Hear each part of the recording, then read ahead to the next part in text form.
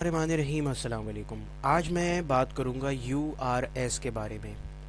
URS क्या है और फार्मा में इसकी क्या अहमियत है और यूआरएस बनाते वक्त किन चीज़ों का ध्यान रखना ज़रूरी है। आज की वीडियो यूआरएस के बारे में है। मगर वीडियो में आगे बढ़ने से पहले मेरे चैनल को सब्सक्राइब करें। मेरे यूट्यूब चैनल और फेसबुक पेज दोनों का नाम है फार्मासिस्ट फरहान। तो चलिए आगे बढ़ते हैं। How do you define URS? तो यूआरएस की क्या डेफिनेशन है ये मैं आसान अल्फाजों में बताऊंगा, मगर पहले मैं बता देता हूँ इसकी फुल फॉर्म। यूआरएस का मतलब है यूज़र रिक्वायरमेंट स्पेसिफिकेशन। और अगर आसान अल्फाजों में अगर मैं यूआरएस को डिफ़ाइन करूँ तो इसकी डेफिनेशन कुछ यूँ होगी कि ख़रीदने वाले आलात या मशीन के बारे में ख़रीदार की ज़रूरियात की फ़हरिस्त का नाम है यूआरएस।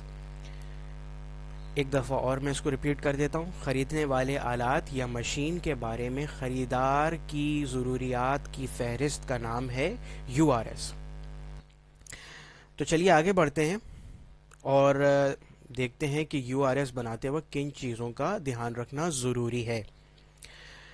तो पहला पॉइंट है इंटेंडेड यूज़, कि आप मशीन को किस मकसद के लिए इस्तेमाल करेंगे।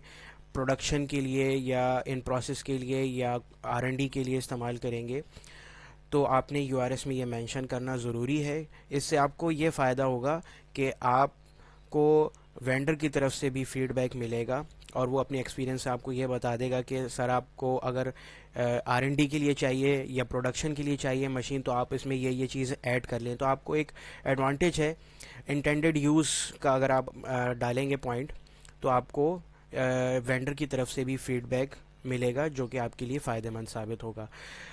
तो अब हम बात करते हैं कि किन चीज़ों का ध्यान रखना चाहिए यूआरएस बनाते वक्त।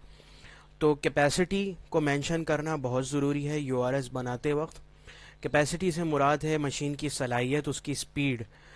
लेट सपोज अगर आप ब्लिस्टर मशीन परचेज़ कर रहे हैं तो आप यूआरएस में मेंशन करेंगे कि आपको इस स्पीड की मशीन चाहिए, यानी उसके पर मिनट आउटपुट क्या होनी चाहिए, उसके पर आवर के आउटपुट क्या होनी चाहिए। तो यूआरएस बनाते वक्त आप अपनी रिक्वायरमेंट को मेंशन कर सकते हैं कि आपको किस कैपेसिटी की मशीन चाहिए।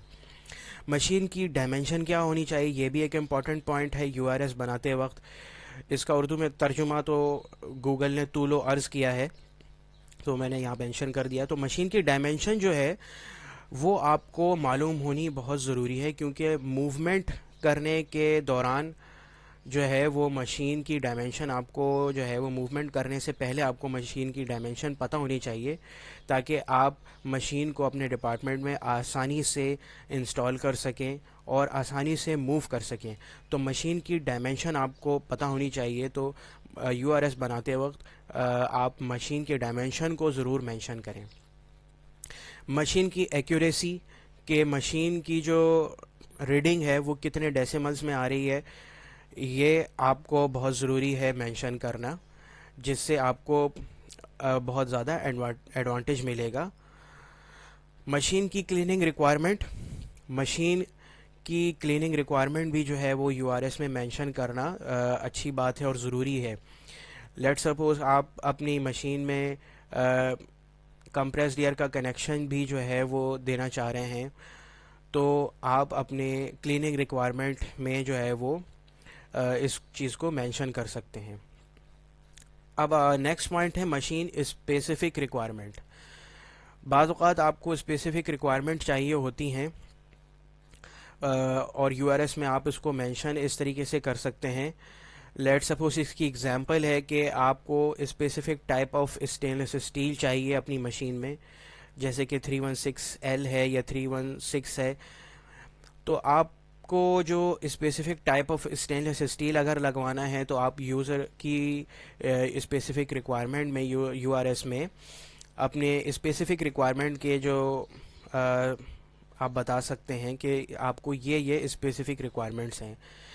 इसकी एक एग्जांपल और है कि आप स्पेसिफिक रिक्वायरमेंट में आपको अगर आप ब्लेंडर परचेज़ कर रहे हैं तो उसकी स्पेसिफिक आरपीएम आपको रिक्वायर्ड हैं, तो आप वो बता सकते हैं कि मुझे इस रेंज का आरपीएम रिक्वायर्ड है और मुझे ये रोटेशंस रिक्वायर्ड हैं ब्लेंडर की।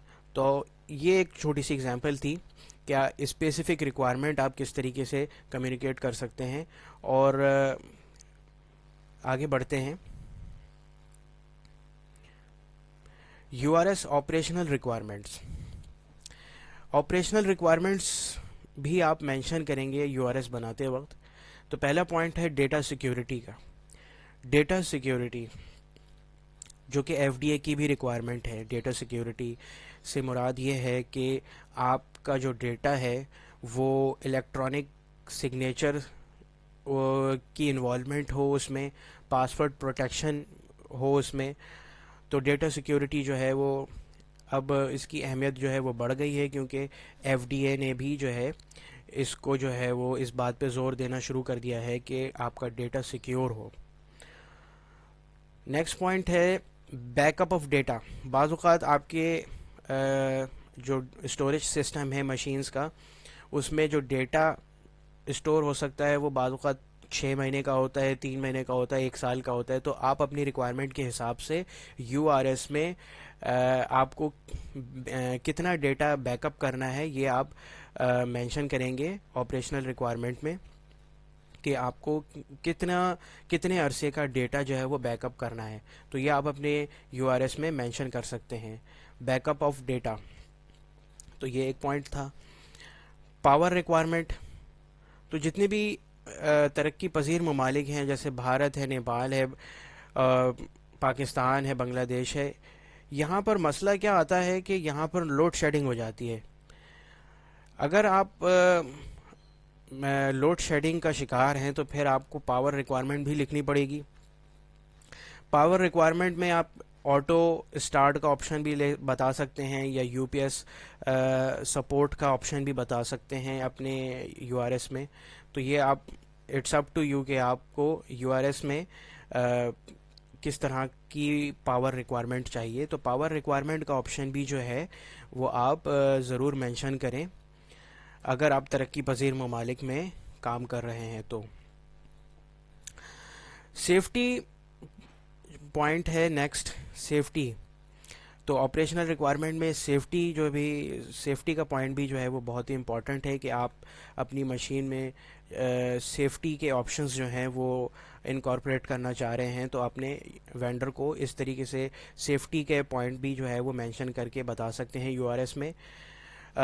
اس کی اگزامپل ہے کہ سیفٹی گارڈز وغیرہ لگے ہوں، فلیپس لگے ہوں مشین میں، اور اگر مشین اوور لوڈ ہو جائے تو پاور ٹرپ آف کا آپشن ہو یا ٹرپ آن کا آپشن ہو. تو یہ سیفٹی کے آپشنز جو ہیں وہ آپ کی نہ صرف مشینز کو پروٹیکٹ کریں گے بلکہ آپ کے اسٹاف کو بھی پروٹیکٹ کریں گے. تو آپ اپنی یو آر ایس میں سیفٹی کے آپشنز کو ضرور ڈسکس کریں وینڈر کے ساتھ.